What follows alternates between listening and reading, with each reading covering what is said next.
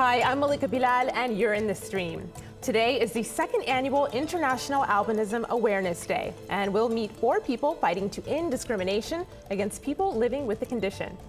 Our digital producer, Omar Madar, is here, and he's looking out for all of your live feedback, and some of that feedback includes people who are actually living with the condition themselves. Indeed, people affected by it and people who want to learn more about it. And we actually got this video comment from Uganda, from Ogik. Take a listen to what he has to say.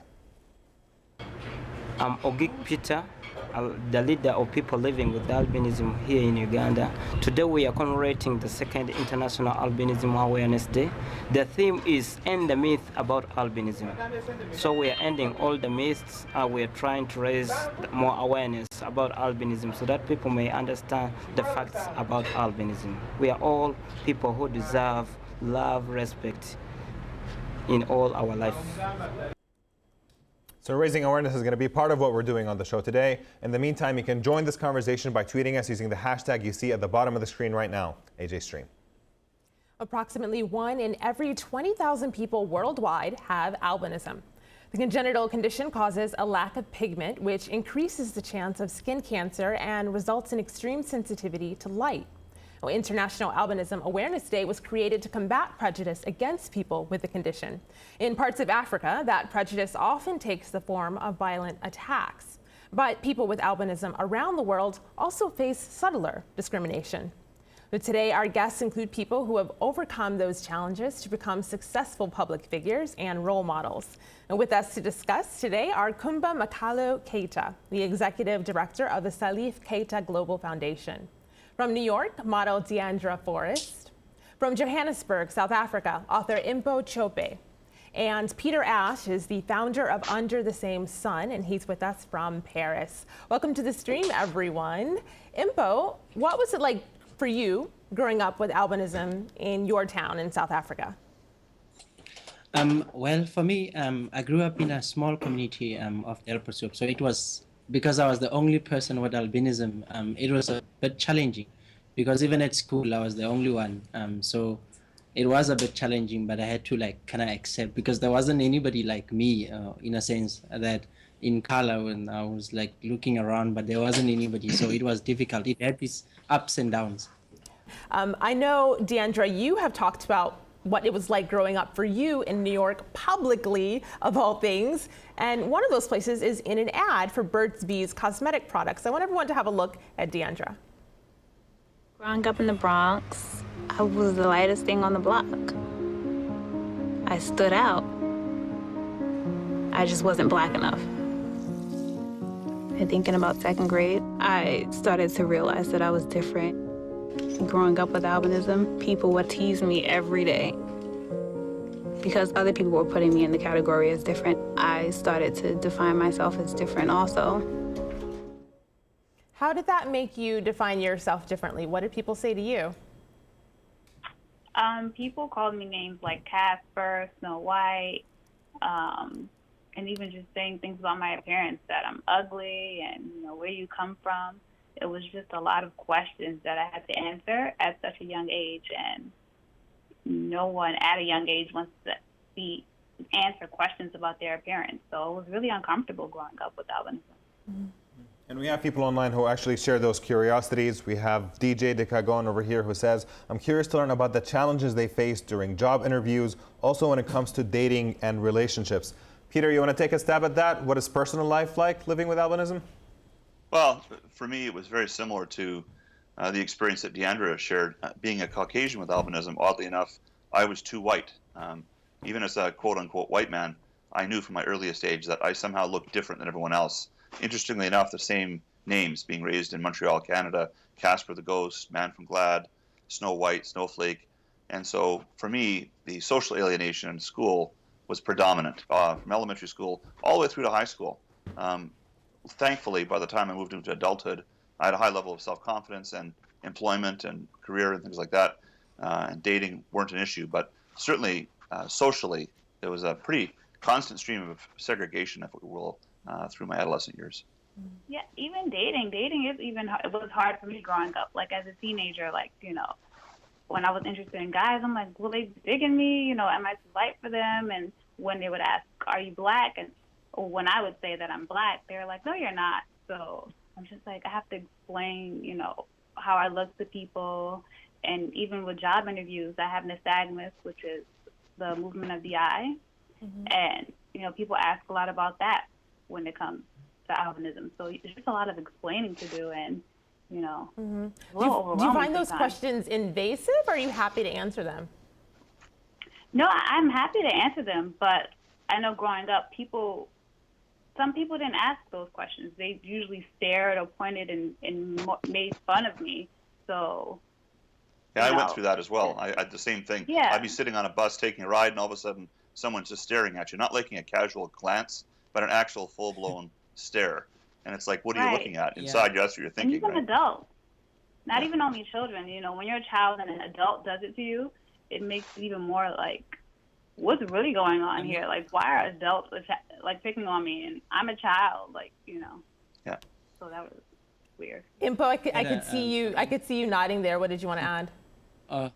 Yes, I even had I mean, situations where, I mean, people would just meet me and say, I mean, you guys are fortunate, or you guys are lucky, and then shake my hand, maybe I'll win a lottery or something. So I've had also myths that are very funny, actually, if you look at it, because it's unbelievable that somebody would actually believe certain things, you know.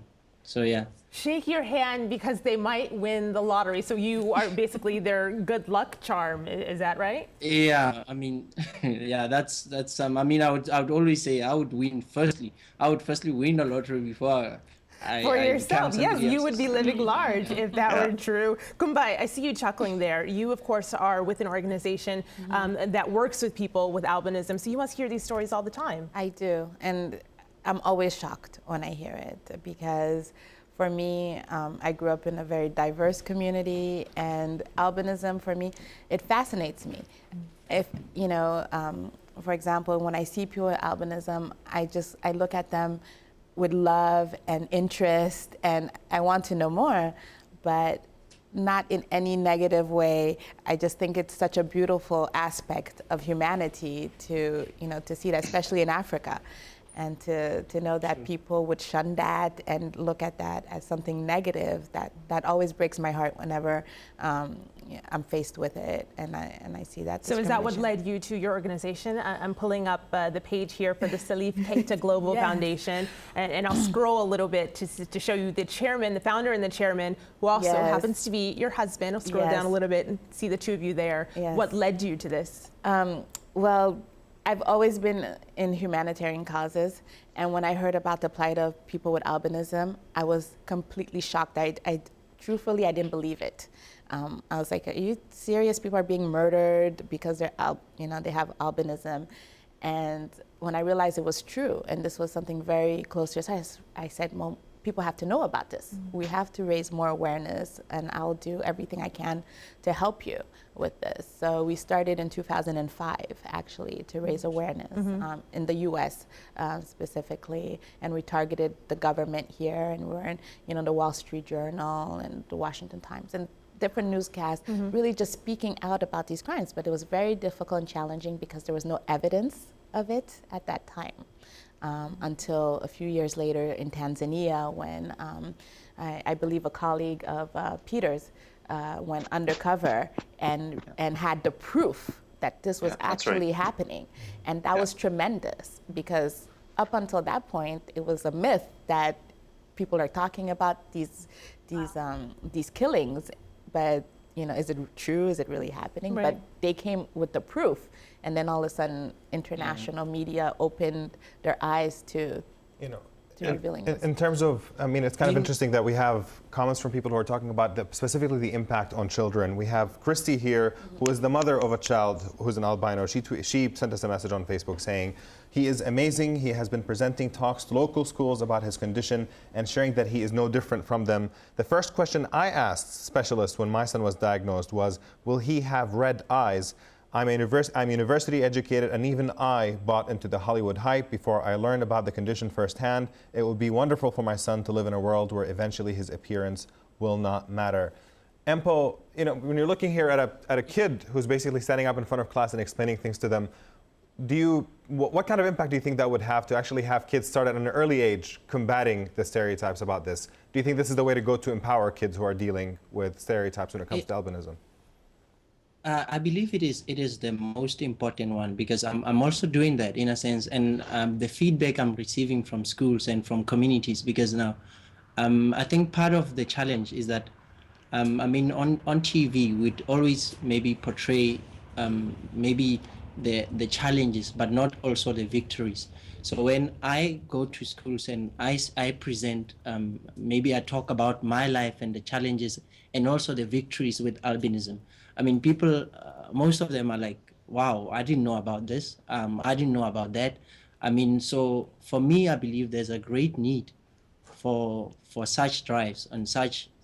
So that is very important, because once we go to the communities and explain, because half of or most of the myths are actually explainable and are ones that the most people that we need to do this. I mean, it's more important if I stand in front of people with albinism and say these are the challenges, because I mean, a lot of people. I was in actually at another house where a lady stayed with a 3-year-old, but this child didn't go to school. Didn't go out because the mother was ashamed of her. So I had to like go out and explain such challenges, because now half of the things are because there's no explanation, especially in rural areas. I mean, focus most of the time is in cities and urban areas, but the most myths are most of the time are concentrated at rural areas. You know, Peter, We found that in Tanzania. Imbo's talking about those myths. I want to bring you in here, Peter, but just with some context for our audience, because Imbo's talking about the myths. And earlier you heard Kumba say when you were talking to U.S. legislators, you didn't have proof, or they didn't believe that you had proof. So I want to show our audience what that proof looks like. Here's some recent articles. These are headlines from not too long ago. Malawi failing to protect the albino community, and that's from Amnesty International, which is raising an alarm over attacks. These are actual attacks on people with albinism. The UN has also joined that call. In Malawi, people with albinism face total extinction. And this is from the new UN rights experts. We've heard stories of people who were chopped up for their body parts. We did a show in 2014 out of Tanzania where people were facing attacks there and people were digging up graves of people with albinism. So talk to us about the grave extent of what some people are facing. Well, I'd like to jump in on that, because this is exactly the area of expertise for Under the Same Sun. Since 2008, we've been working on this issue, and we originally got attracted to it because of what was going on in Tanzania. As was alluded to earlier, I saw an article in the BBC World Service with Vicky Ntatema, who was their bureau chief, and she spoke of attacks and killings of children and adults with albinism for their body parts to be used in witchcraft rituals. Being a Canadian with albinism, I faced stigma, but I never had to worry about being murdered. And so I got on a plane, I went to Tanzania. For the very first time in my life, I went to Africa, and I found my brothers and sisters with albinism were living in complete and total fear. And as our work developed over the years, since 2008, we discovered this was not just a Tanzanian phenomenon. We have documentation, proof, in 26 African nations of over 450 attacks and killings, which include things like grave robberies, mutilations of various kinds. So it's wider spread, as was indicated earlier, than most people think, and that's why we brought it to the UN. About 6 years ago, we started talking to the UN in this, which ultimately culminated in Ipawanza Iro being appointed as the human rights expert on the rights of people with albinism. And we have people echoing that sentiment online as well. We have Gutsav over here who says Tanzania's albinos are being hunted down like animals as greed for money. Witch doctors are the reason for these attacks. Kumba, do you think that part of this effort could be the elimination of witch doctors altogether as an effort to try to get to this? I think it would definitely help because they do fuel that myth that you can have access to wealth through their magical potions by using albino body parts. And I always say, people in Africa, I don't believe they just love killing people with albinism. I think they love money and they want to have access to money, and these are criminals. We have to just face that these are people with criminal minds. And when they see a person with albinism, they're not thinking, oh, this is a human being just like myself and I'm going to harm them. They're thinking, I'm going to get paid once I, get access to to them. And I think another important aspect is that I mean, maybe necessarily not eliminating them, because that'll be a bigger challenge. But what we can do maybe is go to such groups, go to such I mean, explain to them that, look, guys, we are just as human as everybody else is. Maybe if we approach that, and that might be able to eliminate such, because now half of the problems is that they spread the belief, like you indicated, that there is winning in terms of albinism parts, or people with albinism. So I think dialogue with them, and actually, and also dialogue with communities, because half of my challenge, the reason why I even wrote a book about this, is that most of the time we associate ourselves with ourselves, in a sense that there will be a group of people with albinism, and awareness would be only put with us.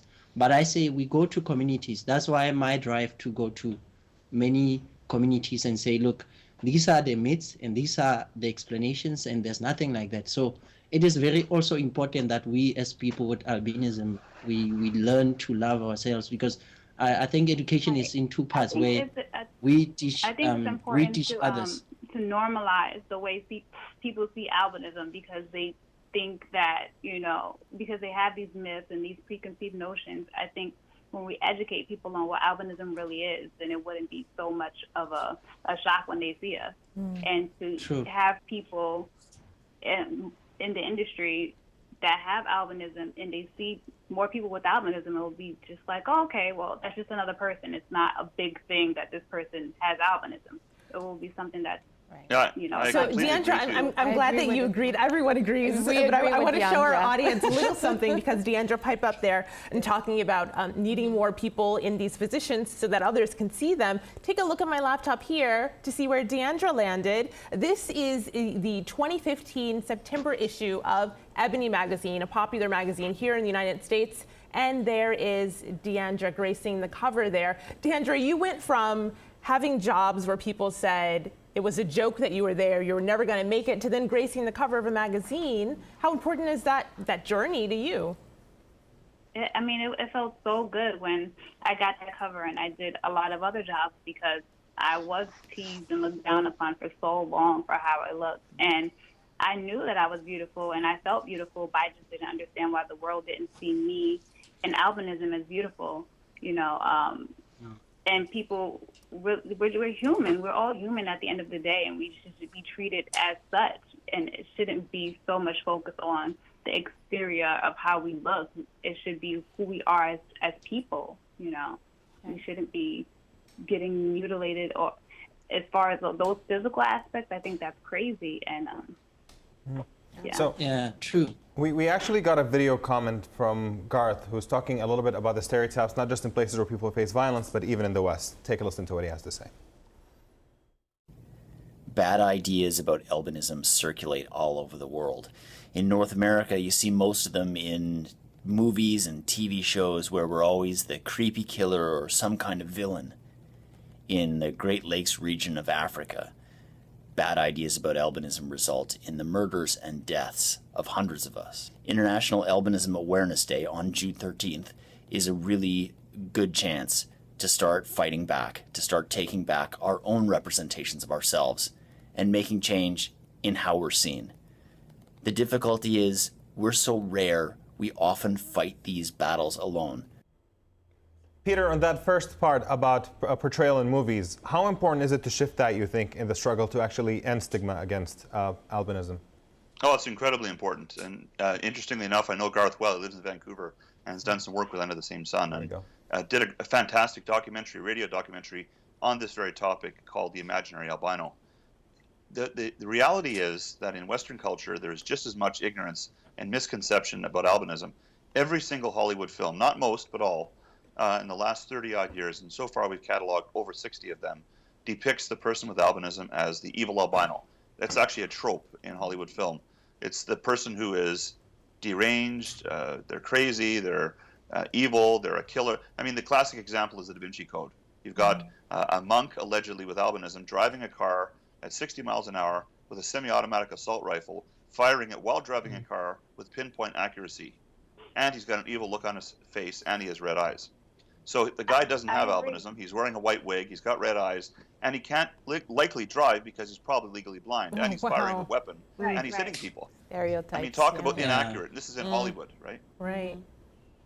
Even in the modeling That industry, is when why I first started. Diandra, you go ahead, and then Impo, you jump in. Even in the modeling industry, when I first started, there's like very edgy work, and then there's commercial. And I always wanted to be more of a commercial model in the sense that I wanted to be seen commercially. I wanted my beauty to be seen at a wide range. And my agency wouldn't market me commercially because of my albinism, because I have African features with such white skin. So it's not typically accepted commercially. So when I did do the Birds Bees campaign, I felt so good that finally people are seeing uniqueness as beautiful. And they will. I think it'll increase more and more because it truly is beautiful. I mean, beauty is interior, it's exterior, but albinism doesn't affect your beauty. And people with albinism are beautiful, or they cannot be beautiful just like any other person.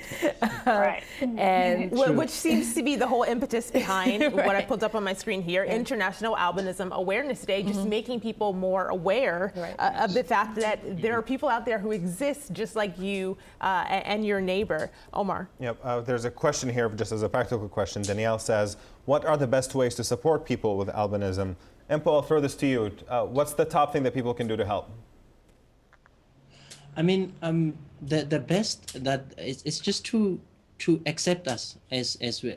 I mean, it's very funny in the sense that in South Africa, where our past has been racially divided and everything else. I mean, so it's very important that our cause is supported now, and not just literally pitied, but supported in a sense that the causes that we are pushing, like awareness and actually going to communities. I mean, people need to support us in that, and also getting educated in a sense that the book that, like for an example, having books that not only talks about us as victims, because now that's another thing that I was discussing with friends of mine with albinism, was saying that we need to change the narrative. That's why I wrote a book that there wasn't any book that discussed people with albinism in a sense that in a lighter way. We'd always be, even on adverts, show us in like we are pitied and everything else. It's very important that we set our own stories, that I can have albinism but finish, graduate and have business and everything else. So it is crucially important that we push that. And I think also just asking questions. If people see me and they were interested in to know why I'm so white or what albinism is, I'm sure all of you also would be open to answering questions instead of getting like weird comments or remarks. Just ask questions to be educated on what it is. As simple as that. You can ask. Yeah, I have a little confession. Go ahead. Because in the beginning, because Sadif was the first person with albinism I met. Her husband. Yes, and I was asking him, are you black or are you white? And he was like, what are you talking about? I'm black. And I'm like, oh, okay, yeah, you're black, but your skin is completely white, But of course, it's ignorance. I didn't know anything about it, but I had the question in my mind if he considered himself black or white. I am glad she shared that confession here because it's going to open the way for our post show, which we're heading to now. I want to thank all of our guests, but for the community, send in your questions. We'll see you online. stream.aljazeera.com.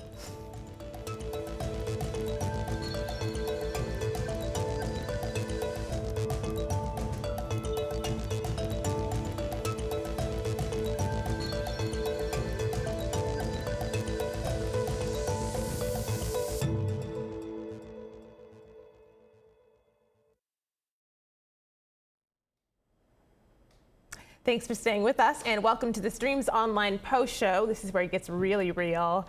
So we ended the main show with a confession on set. I feel silly right now.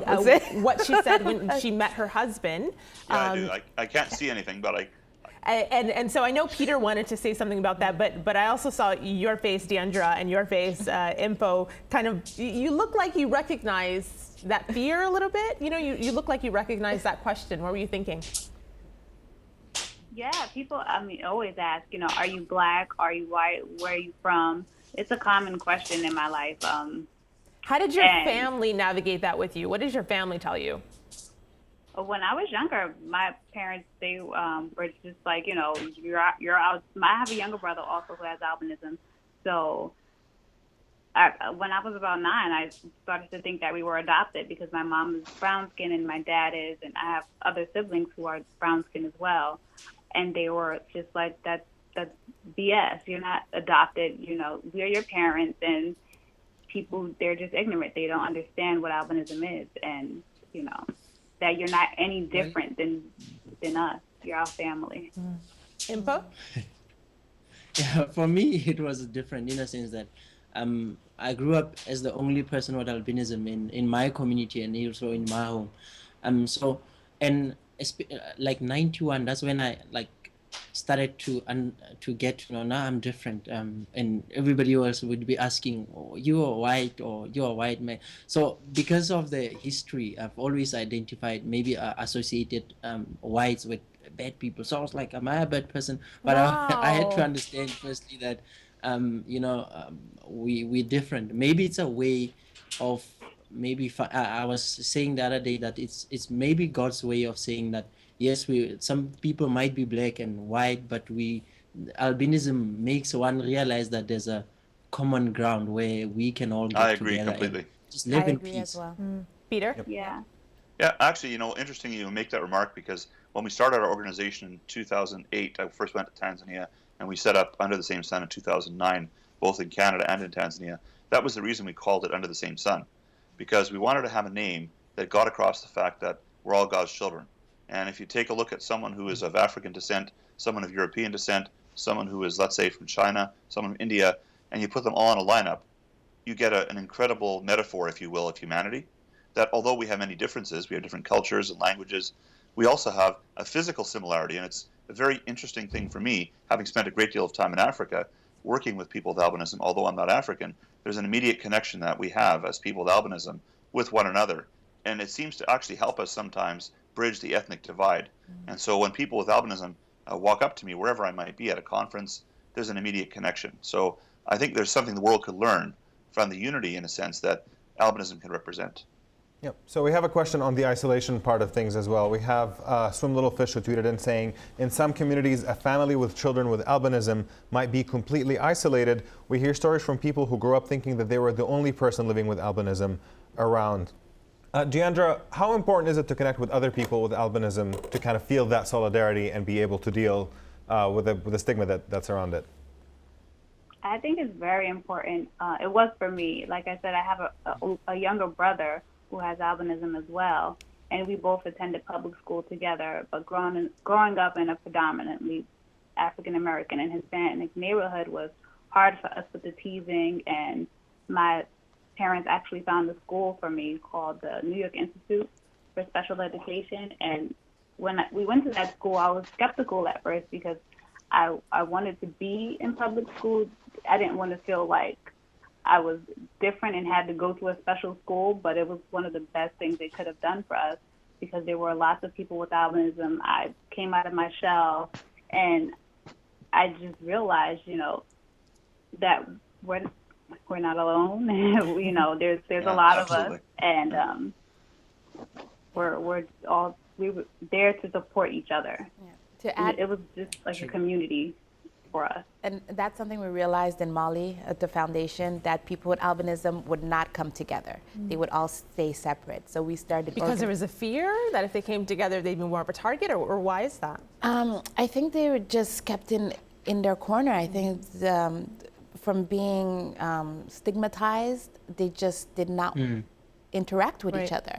And they didn't also have an area or a way of connecting with one another. But with the foundation, and even today in Mali, we had a huge celebration for them, and they all come together, and like Diandra said, and Peter also, realize, hey, I'm not the only one. We can, you know, hang out, you know, share stories, and it does such a difference for them to have that camaraderie and that solidarity, and you know, fights loneliness. You're not the only one.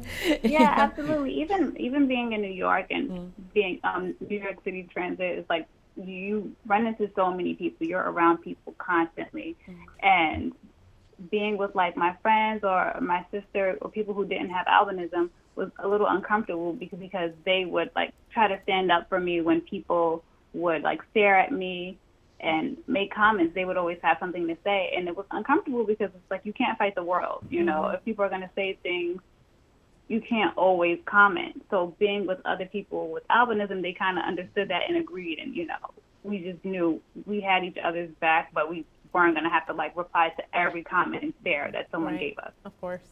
Peter, I want to give you the last word here because you and your organization were so integral in setting up this day that we're marking, International Albinism Awareness Day, as announced by the United Nations. This is the second annual.